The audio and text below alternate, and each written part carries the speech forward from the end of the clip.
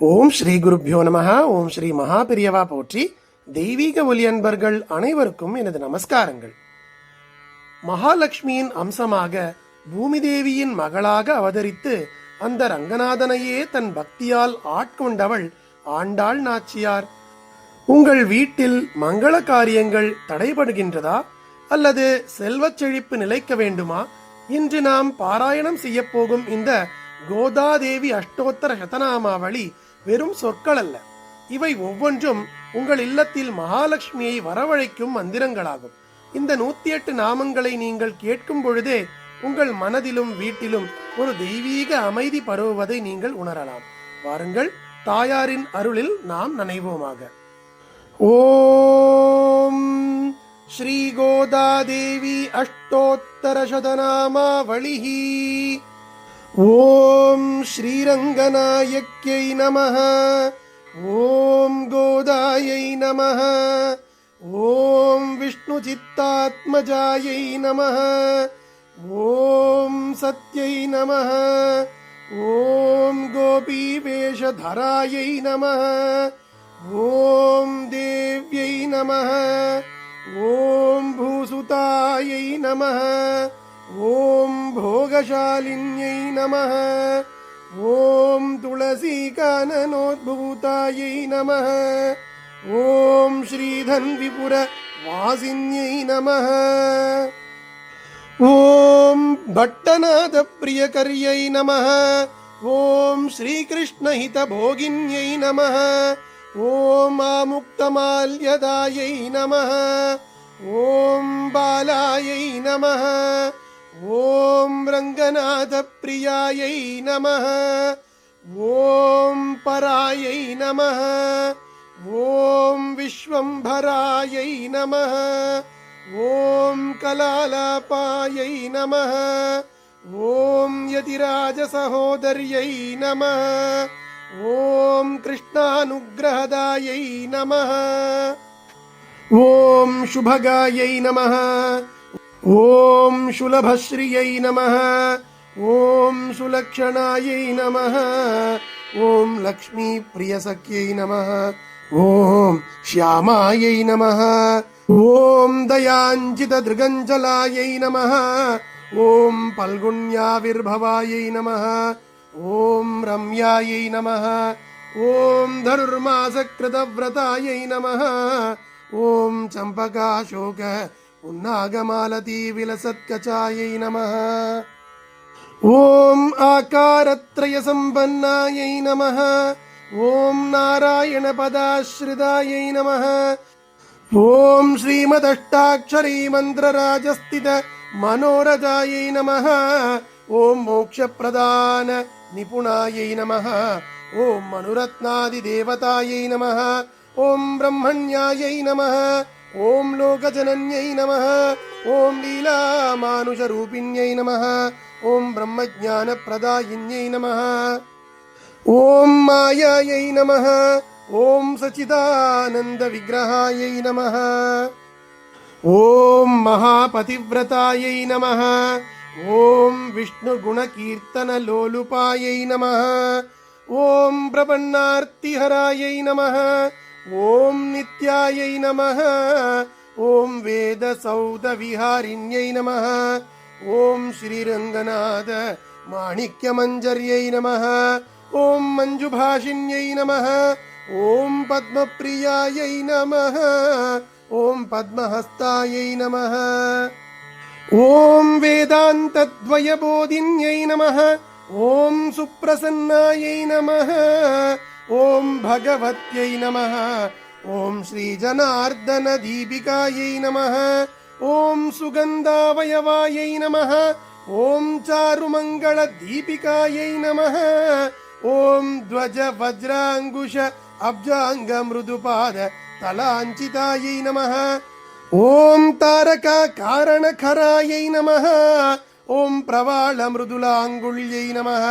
ஓம் கூர்மோபமேய பாதோர்த்வபாகாயை நமஹ. ஓம் சோபன பார்ஷ்ணிகாயை நமஹ. ஓம் வேதார்த்த பாவதத்வஜ்ஞாயை நமஹ. ఓం లోకారాధ్యాంగ్రిపంకజాయై నమః. ఓం ఆనందబుద్బుదాకార సుగుల్పాయై నమః. ఓం పరమాణుకాయై నమః. ఓం తేజశ్రియోజ్వలధృత పాదాంగుళీ సుభూషితాయై నమః. ఓం మీనకేతన తూనీర చారుజంగా విరాజితాయై నమః. ఓం కగుద్వజ్జానుయుగ్మాఢ్యాయై నమః. ఓం స్వర్ణాంబాపశక్తికాయై నమః. ఓం విశాలజగనాయై నమః. ఓం పీనశుశ్రోణ్యై నమః. ఓం మణిమేఖలాయై నమః. ఓం ఆనందసాగరావర్త గంభీరాంభోజనాభికాయై నమః. ఓం పార్శ్వద్వలిద్రికాయై నమః. ఓం చారు జగత్పూర్ణ మహోదర్యై నమః.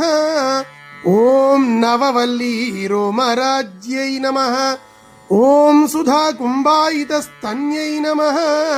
ఓం కల్పమాలానిప భుజాయై నమః. ఓం చంద్రఘంట నకాంచితాయై నమః. ఓం శుప్రవాశాంగుళీన్యస్త మహారత్నాంగుళీయకాయై నమః. ఓం నవారుణ ప్రవాలాభ పాణిదేశ సమంజితాయై నమః. ఓం కంబుకంఠ్యై నమః. ఓం శుచిబుకాయై నమః. ఓం బింబోష్ట్యై నమః. ఓం కుందదంతయుజే నమః. ఓం కారుణ్యరస నిష్యంద నేత్రద్వయ సుశోభితాయై నమః. ఓం ముక్తాశుచిస్మితాయై నమః. ఓం చారుజాంబేయ నిభ నాసికాయై నమః. ఓం దర్పణాకార విపుల కపోల ద్వయాంచితాయై నమః. ఓం అనంతార్ఘ ప్రకాశోద్యన్మణి తాడంగ శోభితాయై నమః. ఓం కోటి సూర్యాగ్ని సంకాశ నానాభూషణ భూషితాయై నమః. ఓం సుగంధవదనాయై నమః. ఓం సుభ్రువే నమః. ఓం అర్ధచంద్ర లలాటికాయై నమః. ఓం పూర్ణచంద్రాననాయై నమః. ఓం నీలకుటిలాలక శోభితాయై నమః. ఓం సౌందర్య సీమాయై నమః. ఓం విలసత్ కస్తూరీ తిలకోజ్వలాయై నమః.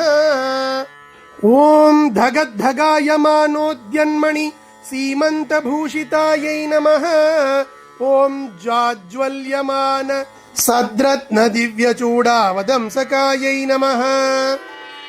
ఓం సూర్యార్ధచంద్ర విలసత్ భూషణాంజిత వేణికాయై నమః. ఓం అద్యర్కానల తేజోధిమణి కంచుకధారిణ్యై నమః. ఓం సద్రత్నాంజిత విద్యోత విద్యుత్ గుంజాపశాటికాయై నమః. ఓం నానామణికణాకీర్ణ హేమాంగద సుభూషితాయై నమః. ఓం కుంకుమాగరు కస్తూరి దివ్య చందన చర్చితాయై నమః. ఓం స్వోచితౌజ్వల్య వివిధ విచిత్రమణిహారిణ్యై నమః. ఓం అసంఖ్యేయ సుఖస్పర్శ సర్వాదిశయ భూషణాయై నమః. ఓం మల్లికా పారిజాతాది దివ్య పుష్పస్రగంజితాయై నమః. ఓం రంగనిలయాయై నమః. ఓం పూజ్యాయై నమః. ఓం దివ్యదేశ సుశోభితాయై నమః. ఓం శ్రీ గోదాదేవ్యై నమః. శరణమహం ప్రపద్యే. ఇది శ్రీ గోదాష్టోత్తరశతనామావళి స్తోత్రం சம்பூர்ணம். அன்பர்களே, ஆண்டாள் தாயாரின் இந்த 108 நாமங்கள் உங்கள் வாழ்வில் சகல சௌபாகியங்களையும் கொண்டு வரட்டும். குறிப்பாக செவ்வாய் மற்றும் வெள்ளிக்கிழமைகளில் இந்த வீடியோவை உங்கள் இல்லத்தில் ஒலிக்கச் செய்யுங்கள். மாற்றத்தை நீங்களே காண்பீர்கள்.